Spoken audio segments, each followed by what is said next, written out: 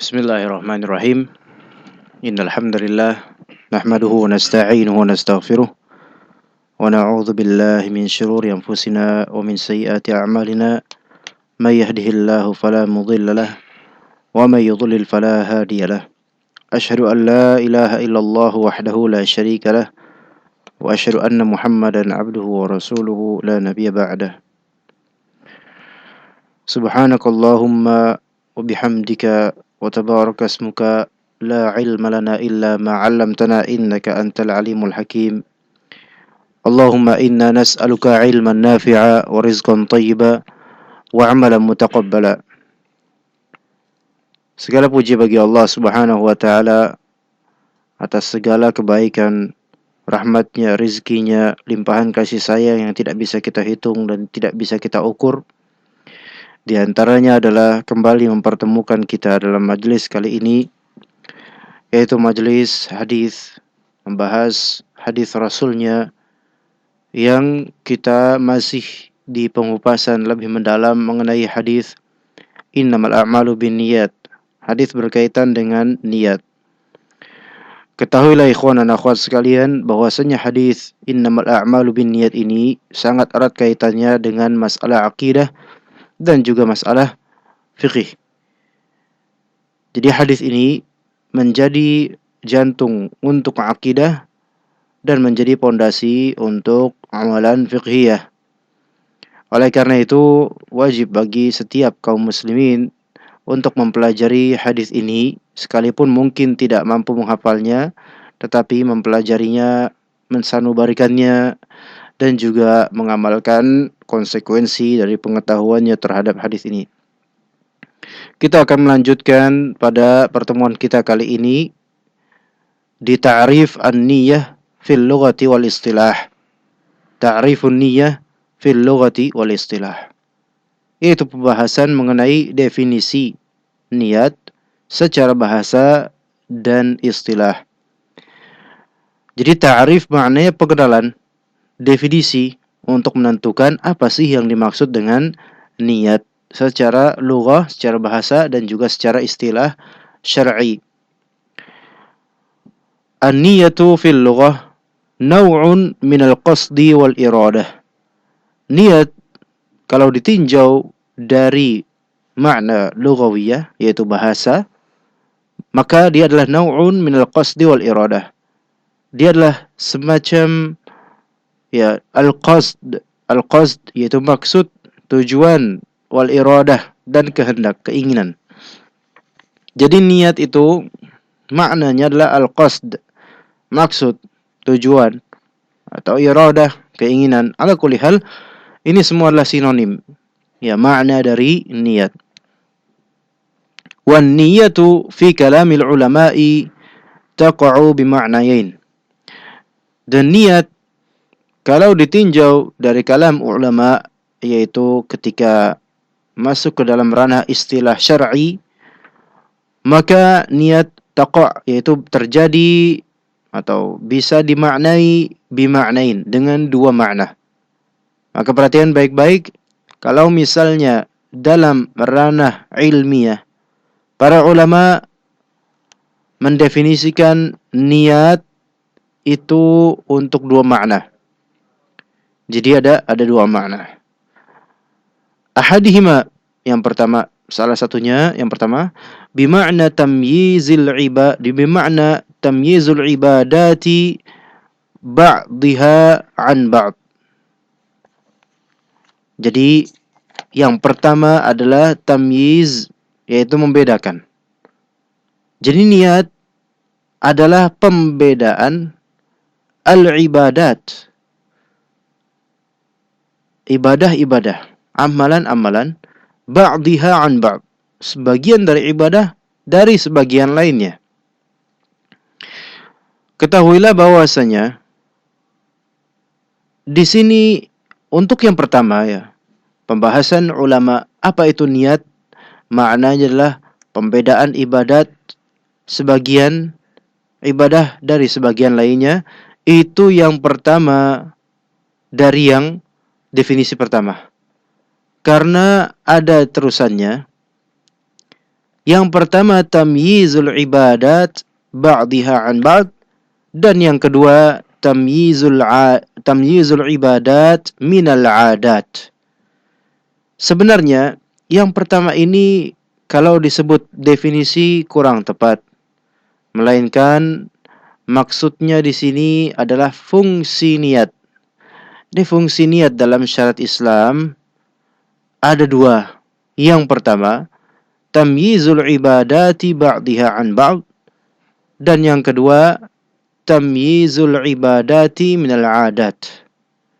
Apa artinya? Yang pertama tadi, membedakan antara ibadah satu sama lainnya. Yang kedua, membedakan ibadah dengan adat tradisi semata.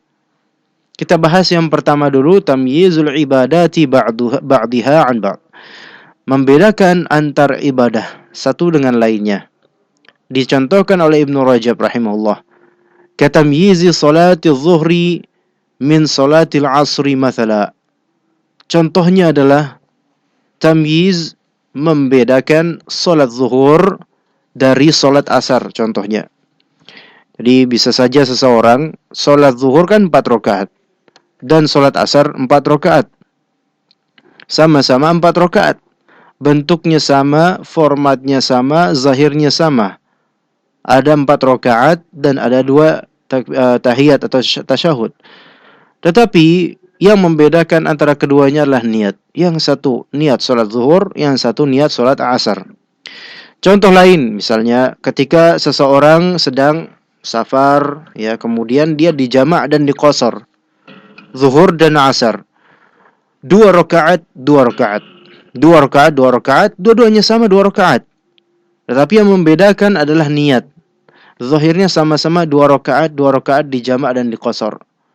Tapi kemudian misalnya ada seseorang yang satunya salat 2 rakaat, yang satunya salat 2 rakaat. Tapi satunya yang pertama dia salat sunnah fajar, dan yang kedua ternyata salat subuh. Sama-sama 2 rakaat. Yang satu dapat pahala sunnah, yang satu dapat pahala wajib. Inilah niat ini fungsinya yang pertama, yang paling vital adalah membedakan antara satu ibadah dengan ibadah lainnya. Bisa saja seseorang membayar sesuatu kadar uang. Yang satu membayar untuk zakat dan yang satu membayar untuk sedekah. Terlepas dari berapa yang dia bayar, tapi pembayaran ini kalau satu niatkan zakat dan sah dan benar pembayaran nominalnya, maka dia terhitung zakat. Kalau yang satu terhitung meniatkan sedekah, maka terhitung sedekah. Contoh lain, wa tamyizi siyami ramadhana min siyami ghairihi, dan membedakan antara puasa Ramadan dengan puasa selainnya. Ketahuilah di puasa Ramadan tidak layak bagi kita untuk menggabungkan dengan puasa lainnya. Di sini ada masalah, ya, musyarakatun niyah atau ishtirakun niyah, penggabungan niat. Kalau puasa di bulan Ramadan, maka yang diniatkan hanyalah puasa Ramadan. Pada asalnya begitu, ya. Juga ketika orang berpuasa Ramadan, tentu format atau macam puasanya sama. Maksudnya dia tidak makan, tidak minum. Sama seperti puasa hari lainnya, seperti hari Senin, Kamis, atau puasa bid misalnya di tiap bulan dan seterusnya. Au tamyiz al-ibadati min al-adat. Ini yang kedua. Fungsi niat yang kedua, kalau yang tadi pertama kita ulang, membedakan antara ibadah dengan ibadah lainnya. Kalau yang kedua membedakan antara ibadah daripada adat tradisi semata. Contoh, katamyizil ghusli minal janabati min ghusli tabarrudi wa tanazzufi wa nahwi dzalik. Contohnya, membedakan antara mandi disebabkan junub dengan mandi disebabkan ingin mendinginkan tubuh atau ingin bebersih semata. Keduanya ini beda. Mandi dari junub hukumnya wajib. Sementara mandi dari supaya dingin tubuh, supaya seger aja, itu hanyalah tradisi yang biasa kita lakukan setiap hari, mungkin setiap pagi atau setiap sore. Dan juga mandi untuk membersihkan diri itu kebiasaan, hal yang biasa. Tetapi ketika mandi karena junub, maka dia niatnya adalah niat ibadah, niat mandi junub. Sekalipun memang mandi untuk mendinginkan tubuh itu mubah, itu tradisi, tapi bisa bersifat ibadah ketika memang dia sisipkan niatan ibadah ketika mandi biasa. Contoh misalnya, saya mau belajar nanti di kampus, misal. Ya, misal saya masuk kampus kira-kira jam 9 pada pagi hari. Maka pada pukul 7 saya pun mandi untuk mendinginkan tubuh dengan maksud mendinginkan, menyegarkan, sehingga ketika saya berangkat kuliah nanti menuntut ilmu, maka saya akan lebih fresh dan bersemangat untuk menuntut ilmu. Nah, dalam menuntut ilmu ini kemudian memang ada niatan lillahi ta'ala, maka ibadah atau maka adat atau tradisi mandi yang asalnya adalah sesuatu yang sifatnya tradisional, sesuatu yang sifatnya repetitif tiap hari berulang-ulang, tidak ada spirit ibadahnya, maksudnya sesuatu yang mubah secara zat, maka dia menjadi ibadah. Maka dia menjadi ibadah dan bernilai pahala, alhamdulillah. Jadi seringkali hal-hal yang sifatnya mubah itu memang fleksibel secara hukum, dia bisa dicocokkan dengan maksudnya, dengan niatnya. Kalau niatnya untuk ibadah, maka alhamdulillah bernilai pahala ibadah.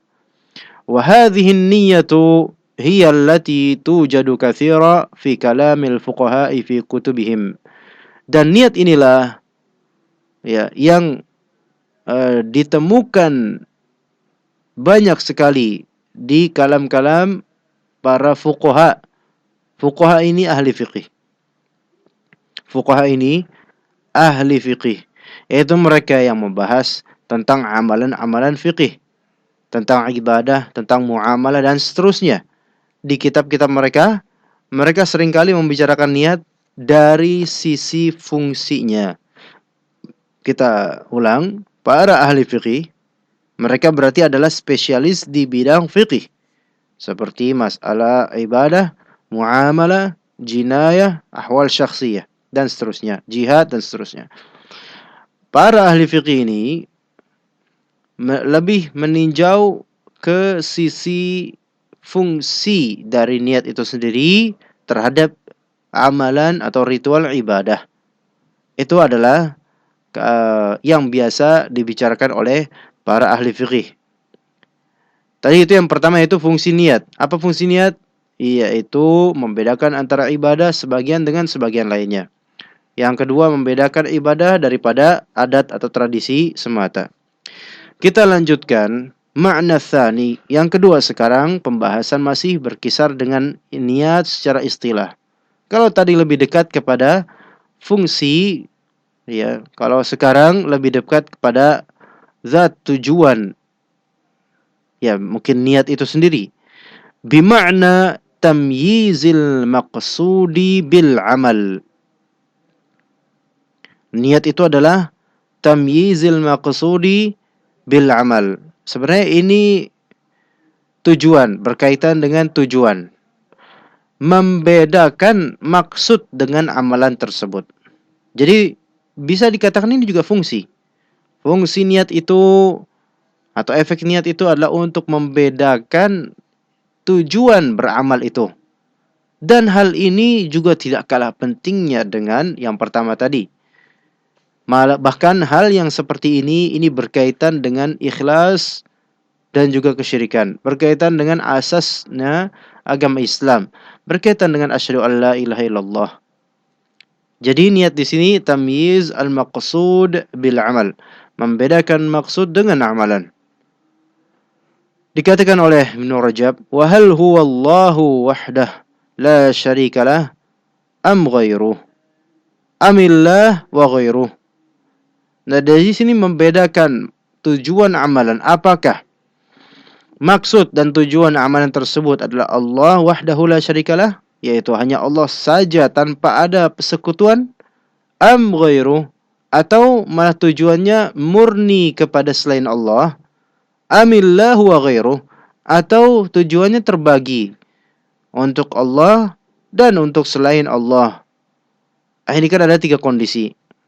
3 kondisi yang global, yaitu ada orang yang memang niatnya murni karena Allah. Jadi tidak melihat sama sekali sisi dunia untuk dituju sama sekali. Jadi pure, murni karena Allah Ta'ala. Kondisi kedua, ghairuh, yaitu seseorang meniatkan murni kepada selain Allah. Dan amalan yang dilakukan adalah amalan yang ukhrawi, amalan yang ditujukan seharusnya hanya untuk Allah. Amillahu wa ghairuh. Atau tujuannya ini terbagi. Dia memang ada tujuan ubudiyah kepada Allah, namun dia juga tidak lupa untuk meniatkan mendapatkan bagian dari dunia. Sebenarnya masalah ini ada rincian lagi untuk yang ketiga, tapi kita teruskan dulu. Wa hadhihi an-niyyatu hiya allati yatakallamu fiha al-'arifuna fi kutubihim fi kalamihim 'ala al-ikhlasi wa tawabi'ihi. Wa hiya allati tujadu katsira fi kalam as-salaf al-mutaqaddimin. Dan niat ini, wa hadhihi an-niyyah, niat ini itu adalah allati yatakallamu fiha al-'arifun, yang orang-orang arif. Nah, di sini maksudnya orang-orang arif adalah arifuna billah, orang yang mengenal Allah, orang yang memiliki ma'rifatullah. Sebenarnya istilah ini adalah istilah dari sebagian kalangan sufiyah, ma'rifatullah dan semacamnya. Namun tidak masalah untuk istilah ini, karena para ulama yang mereka bermanhaj salafun mereka memakainya tapi tanpa diselewengkan maknanya, yaitu orang-orang yang benar-benar mengenal Allah, mengenal asma dan sifatnya, beramal dengan konsekuensi dari pengetahuan asma dan sifat Allah Subhanahu wa taala. Itulah orang-orang yang disebut arifuna billah. Jadi tingkat ma'rifat ini bukan sebagaimana yang dimaksud oleh sebagian dari kaum sufiyah, bahwasanya ketika mencapai tingkat ma'rifat bahkan ada yang beranggapan bahwasanya mereka bisa bersatu dengan Robnya, na'udzubillah, dengan kalam tersebut atau keyakinan tersebut. Niat ini, ya, niat dari segi kecondongan tauhid atau syirik, itu yang dibahas oleh orang-orang yang arifun, yaitu orang-orang yang mereka banyak berkonsentrasi dalam masalah tauhid dan tazkiyatun nufus. Ya, orang-orang yang mereka banyak berbicara dan berkecimpung dalam masalah tauhid, akidah, dan tazkiyatun nufus, maka mereka akan lebih sering membahas masalah niat, apakah ikhlas atau tidak, dibandingkan dengan fungsi niat tadi yang pertama kita bahas, yaitu membedakan antara ibadah dengan ibadah atau ibadah dengan adat. Jadi di sini ada 2 corong. Yang corong pertama, corong yang sering digeluti oleh para ahli fikih. Corong yang kedua, corong yang sering digeluti oleh para ahli dalam masalah akidah, tauhid, dan tazkiyatun nufus. Dan ketahuilah ikhwan dan akhwat sekalian rahimakumullah, bahwasanya masail tazkiyatun nufus, hal-hal yang berkaitan dengan tazkiyatun nufus, itu tak akan pernah lepas dari yang namanya pembahasan akidah atau tauhid. Sehingga ketika misalnya kita mencari kajian tentang tazkiyatun nufus, maka jangan pernah ikut kajian dari asatidzah yang ada koreksi sedikit di masalah akidahnya. Kenapa? Karena tazkiyatun nufus itu pembersihan diri, pembersihan qalbu. Dan ketika disebut pembersihan qalbu, maka berarti pembersihan akidah juga. Maksudnya pembagusan akidah dari syubhat dan dari hal-hal yang menyimpang dari keyakinan. Oleh karena itu, perhatikan, kalau memang kita ingin mencari kajian-kajian tazkiyatun nufus, maka hadirilah kajian-kajian dari asatidzah Ahlus Sunnah yang mereka memiliki pengetahuan dalam masalah akidah yang sahihah sesuai dengan manhaj salaf Ahlus Sunnah wal Jamaah. Ya. Tadi sini niat yang dibicarakan oleh orang-orang yang lebih fokus ke masalah akidah dan tazkiyatun nufus di kitab-kitab mereka, fi kalamihim, dan juga di kalam mereka, 'alal ikhlasi wa tawabi'ih, terhadap permasalahan atau tema ikhlas dan hal-hal yang berkaitan yang ikut kepada keikhlasan tersebut. Ketahuilah bahwasanya Keikhlasan memiliki banyak tawabi', yaitu hal-hal yang sifatnya konsekuensi dari keikhlasan tersebut. Bahwasanya orang yang ikhlas, dia akan, Allahu a'lam, dia akan diberikan rizki istiqamah. Ya, orang yang ikhlas, dia akan diberikan rizki istiqamah, dan dia akan diberikan rizki insyirah as-sadr, yaitu lapang dada ketika memang amalannya itu dicerca, dihina, dihentikan, dan seterusnya. Ya. Jadi memang namanya ikhlas itu pasti ada konsekuensi baiknya, dan mungkin kadang-kadang secara duniawi akan ada konsekuensi yang zahirnya buruk. Tetapi ketahuilah bahwasanya Allah Subhanahu wa taala sangat mencintai orang-orang yang bertauhid dan tidak akan menyia-nyiakan ketauhidan seseorang terhadapnya. Jadi wahia allati tujadu katsira fi kalami salaf al-mutaqaddimin. Pembahasan niat ini, yaitu niat yang dimaksud ada tujuan hanya kepada Allah Ta'ala, itu ditemukan banyak dari kalam as-salaf al-mutaqaddimin. Di kalam as-salaf al-mutaqaddimin. Kalangan salaf mereka sangat lebih memperhatikan masalah tauhid dibandingkan selainnya dari ilmu syar'i. Bukan bermaksud untuk meremehkan ilmu lainnya dari ilmu syar'i, tetapi ketika segala cabang ilmu syar'i telah kita pelajari dengan basic akidah yang rapuh, maka bisa dikatakan hampir saja atau bahkan mungkin sia-sia segala ilmu yang kita pelajari. Oleh karena itu Nabi SAW mengutus Mu'adz bin Jabal untuk mengajarkan kepada kaum masyarakat Yaman, yaitu tentang tauhid terlebih dahulu, kemudian tentang solat. Adapun pada masa sekarang, ketika orang-orang semua banyak yang masuk Islam atau banyak yang memang sudah menjadi Islam di negeri kita yang tercinta ini, maka tentu kita ajarkan tauhid sambil kita ajarkan solat. Kenapa? Karena mereka sudah Muslim. Tinggal mereka dipoles aja. Kita semua dipoles aja bagaimana akidahnya selamat, karena memang akidah yang ghairu sahihah, akidah yang fasidah, yang rusak masih berjangkitan di tubuh kaum muslimin di tanah air yang kita cintai ini.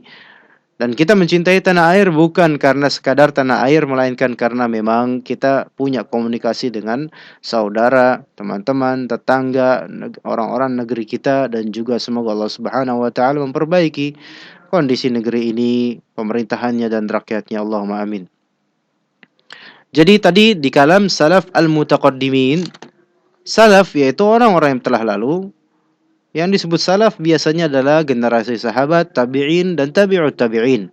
Adapun al-mutaqaddimin, kalau secara bahasa maknanya adalah sesuatu orang-orang yang telah berlalu di awal-awal kemunculan Islam. Tapi dalam kitab-kitab secara tradisi, mutaqaddimin dimaknai dengan siapapun dari ulama di era sebelum 5 Hijriyah.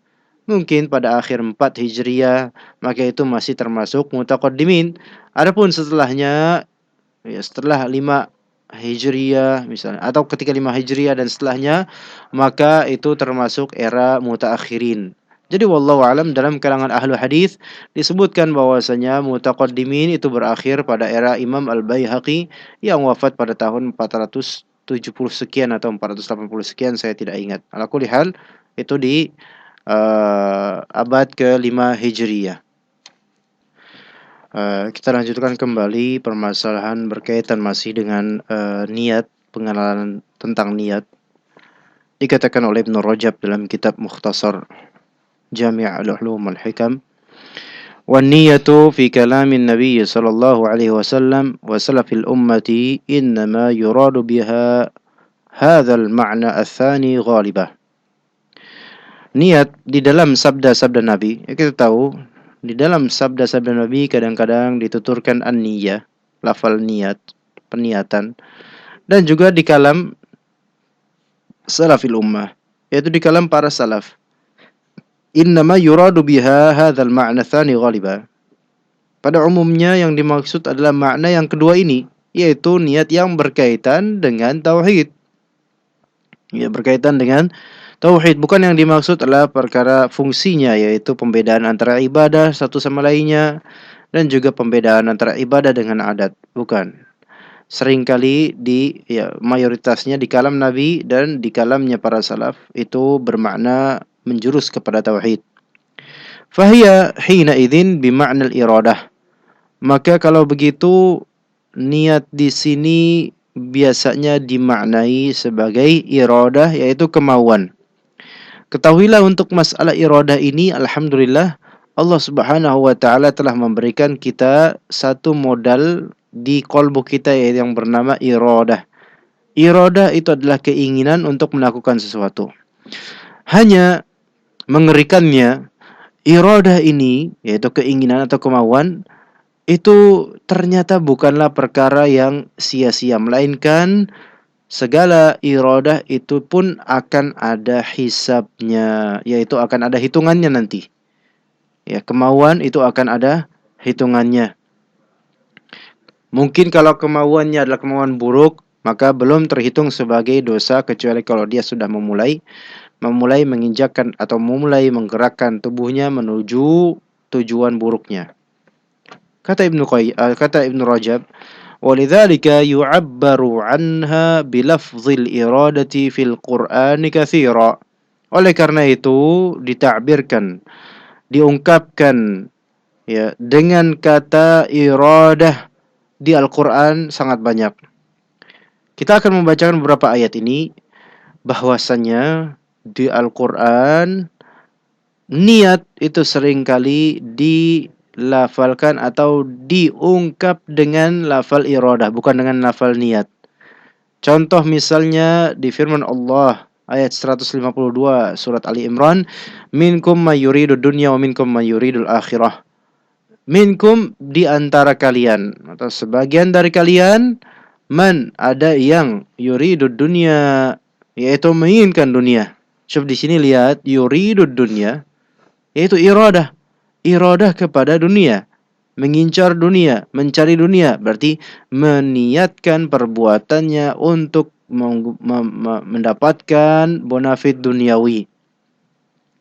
Wa minkum may yuridul akhirah, dan di antara kalian ada yang menginginkan akhirat. Coba di sini lihat yuridul akhirah, menginginkan berarti meniatkan demi akhirat, meniatkan demi akhirat.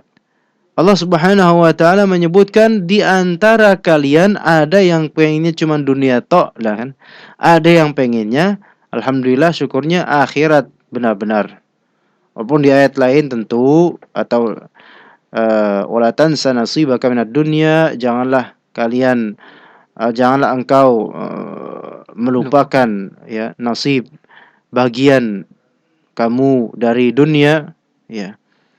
Di hadis Nabi SAW, maka tentu ya kita meniatkan amalan ibadah untuk akhirat, tetapi jangan juga kita kemudian meninggalkan dunia, ya maksudnya kebutuhan kita di dunia ini dan menelantarkan kewajiban menafkahkan anak dan istri disebabkan mencari akhirat. Justru dunia ini sebagai pijakan yang Allah berikan kesempatan kepada kita untuk mendapatkan akhirat yang baik. Juga di antara ayat ya yang Allah Ta'ala mengungkapkan niat dengan lafal iradah itu di surat Asy-Syura ayat 20, man kana yuridu harthal akhirati nazid lahu fi harthih wa man kana yuridu harthad dunya nu'tihi minha wa ma lahu fil akhirati min nasib. Barang siapa yang menginginkan, di sini harth itu seperti dia pertanian ya. Kalau misalnya diterjemahkan depak, itu di sini keuntungan harth itu. Keuntungan. Jadi harth itu sebenarnya semacam dia panen ya, keuntungan akhirat, nazid lahu. Barang siapa pengen panen di akhiratnya nanti, nazid lahu fi harthih, kami akan menambahkan panennya dia, keuntungan itu baginya. Masya Allah. Jadi kalau misalnya ikhwah dan akhwat sekalian menginginkan akhirat, ya dari amalan-amalannya, dari sedekahnya, dari senyumnya, dari mencari ilmunya, dari salatnya, dari puasanya dan seterusnya, maka Allah Ta'ala akan melipat gandakan kebaikan-kebaikan itu. Bukankah kita tahu bahwasanya jika seseorang, kata Rasulullah SAW, kalau misalnya seseorang memperbagus Islamnya, maka Allah Subhanahu wa taala akan memberikan mudha'afatul ajr, yaitu memberikan kelipat gandaan pahala. Ada yang sampai 10 saja dan memang asalnya 10. Jadi amal kebaikan kita Allah taala ganjari lipatkan 10 pada asalnya. Kemudian Allah taala akan mentad'if atau memberikan mudha'afah, yaitu kelipat gandaan yang hanya dialah yang tahu dengan rahmatnya, ya. Wa man kana yuridu harthad dunya nu'tihi minha. Dan barang siapa yang memang kepenginnya keuntungan duniawi semata, maka kita kasih. Syuf, lihat, kita kasih. Allah kasih keuntungan dunia ini. Dan memang banyak orang-orang yang telah Allah kasih keuntungan dunia karena mereka pengen. Wa ma lahu fil akhirati min nasib, dan tidaklah akan mendapatkan bagian di akhirat, naudzubillah. Ini berkaitan dengan niatan. Tujuan hidup, ya, tujuan dari amal, maksud dari amal, niatan demi niatan, apa yang dia inginkan dari itu, maka Allah Ta'ala akan kasih. Mau akhirat, Allah kasih dan lipat gandakan pahala nanti buat akhirat. Tapi memang nanti kita tidak bisa melihat apa yang akan kita hasilkan di akhirat. Dan bahkan kita sendiri tidak tahu bagaimana nanti nasib kita di akhirat. Memang kalau Allah Ta'ala memberikan suatu hadiah, itu seringkali memang tidak diketahui oleh kita. Ya. Wa amma ma warada fi sunnah wa kalamis salaf min tasmiyati hadzal ma'na bin niyyah fa katsirun jiddah.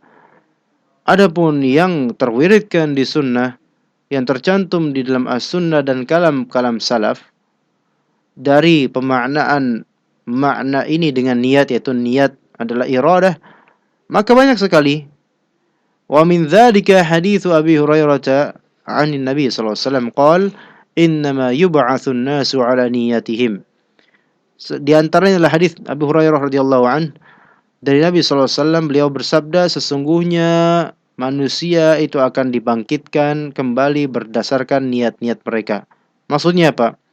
Manusia boleh jadi mati dalam keadaan zahirnya beribadah, tapi ketika dibangkitkan, ya, maka dia dibangkitkan sesuai dengan kadar niatnya. Apakah dia niatnya benar ibadah atau tidak, maka akan kelihatan nanti. Makanya benar bahwasanya setiap yang nanti akan dibangkitkan itu akan dibangkitkan dengan kondisi atau posisi dia mati. Ketika dia mati dalam bermaksiat, maka nanti dibangkitkan dalam keadaan seperti itu. Kalau dia misalnya mati masih dalam mengantongi uang riba dan perutnya masih di dalamnya banyak memakan harta riba atau hasil dari riba, maka akan dibangkitkan dalam keadaan seperti orang yang kesurupan syaitan. Nauzubillah. Wa an Sa'ad bin Abi Waqqas 'an Nabi sallallahu alaihi wasallam, dari Sa'ad bin Abi Waqqas dari Nabi sallallahu alaihi wasallam, beliau bersabda, "Innaka lan tunfiqa nafaqatan tabtaghi biha wajha Allah illa utita 'alaiha." Di sini apa? Illa uthibta 'alaiha, ya. Illa uthibta 'alaiha hatta luqmata taj'aluha fi imra'atik. Dari Sa'ad bin Abi Waqqas dari Nabi sallallahu alaihi wasallam, beliau bersabda, sesungguhnya kamu tidaklah menginfakkan, menafkahkan suatu nafkah yang dimana dengan itu engkau mencari wajah Allah. Nafkah mencari wajah Allah, pasti engkau akan diberikan pahala karenanya, wahai para lelaki. Hatta luqmata taj'aluha fi imratik. Sampai suapan makanan yang engkau suapkan di mulut istrimu. Ya, mungkin kita memang tidak akan menyuap, mungkin enggak semua suami ya menyuap istrinya dengan sendok misalnya. Enggak mesti. Maksudnya ini adalah sekecil apapun dari nasi yang diberikan, yang dimanfaatkan oleh istri dan anak kita, maka sesungguhnya itu ada ganjaran pahalanya, Masya Allah. Makanan bayi, ya, biaya sekolah anak kita, itu semua ada ganjarannya. Maka berbahagialah wahai para suami, dan juga berbahagialah wahai para istri. Sesungguhnya Allah Subhanahu wa taala memberkahi seseorang dalam pernikahannya yang sah. Seseorang akan mendapatkan kebahagiaan insyaallah taala dengan pernikahan tersebut. Allahumma amin. Nah, jazakallahu khairan Ustaz atas penjelasan dari kitab Mukhtasar Jami'il Ulum wal Hikam. Dan sahabat Ismail Radio, kini kita memasuki sesi tanya jawab bagi Anda yang ingin bertanya dari pembahasan ini. Kami persilakan untuk saat ini di 021849943343 atau 021849700055 ataupun di 085262774774 beserta SMS atau WhatsApp. Kami ulangi sekali lagi untuk saat ini kita buka sesi tanya jawab di 0218499433 atau 021849700055 atau di nomor handphone beserta SMS atau WhatsApp di 085262774774. Ya, atau mungkin kesimpulan terlebih dahulu Ustaz. Jadi kesimpulan dari semua ini adalah bahwasanya dalam ranah ilmu syariah itu ada tentang berkaitan dengan batin dan ada juga berkaitan dengan zahir. Kalau berkaitan dengan batin itu lebih condong ke masalah akidah. Kalau berkaitan dengan zahir itu lebih condong ke masalah fiqhiyah. Ya. Nah, untuk masalah akidah ini ternyata hadis ini memiliki peran yang penting dalamnya. Bahkan perannya sangat vital, yaitu bahwasanya niat itu wajib ditujukan kepada Allah Subhanahu wa taala. Diinginkan darinya wajah Allah Subhanahu wa taala dalam ibadah. Ini masuk ke dalam perkara akidah. Dan ini menjadi salah satu basic dalam Islam, berkaitan erat dengan tauhid. Kemudian dalam masalah fiqhiyah, ternyata hadis innamal a'malu binniyat ini juga memiliki peran penting yang sangat vital dalam masalah fikih tadi.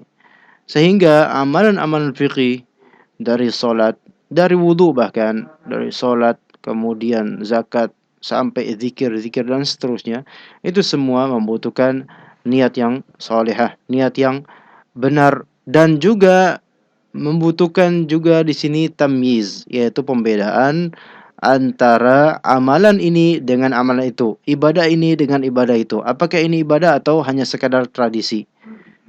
Ya, dan juga kita memiliki generasi terbaik, yaitu kaum salaf, yang mana mereka itu memiliki sejumlah kalam yang emas yang sampai sekarang masih melegenda di hati kita masing-masing. Mereka seringkali menyebutkan dan karena memang mereka berkonsentrasi sangat dalam masalah hati, ya, masalah niat, maka banyak mereka menuturkan beberapa faedah berkaitan dengan tauhid, niat, tazkiyatun nufus, dan yang dimaksud dari mereka niat di sini adalah niat dalam corong makna akidah atau tauhid. Seringkali ya, bukan dalam masalah fiqhiyah biasanya tentang tamyizul ibadah anil ibadat dan tamyizul ibadah anil adat. Ya, cukup sekian kalau misalnya kesimpulannya. Insyaallah. Jazakallah khairan Ustaz atas kesimpulannya dan mungkin sekaligus penutupan bagi Anda para sahabat Ismail Radio yang ingin mengikuti kelanjutannya dari kitab Mukhtasar Jami'il Ulum wal Hikam yang ditulis oleh Al-Imam Ibnu Rajab dan dimukhtasar oleh Syekh Dr. Ahmad bin Utsman Al-Mazid.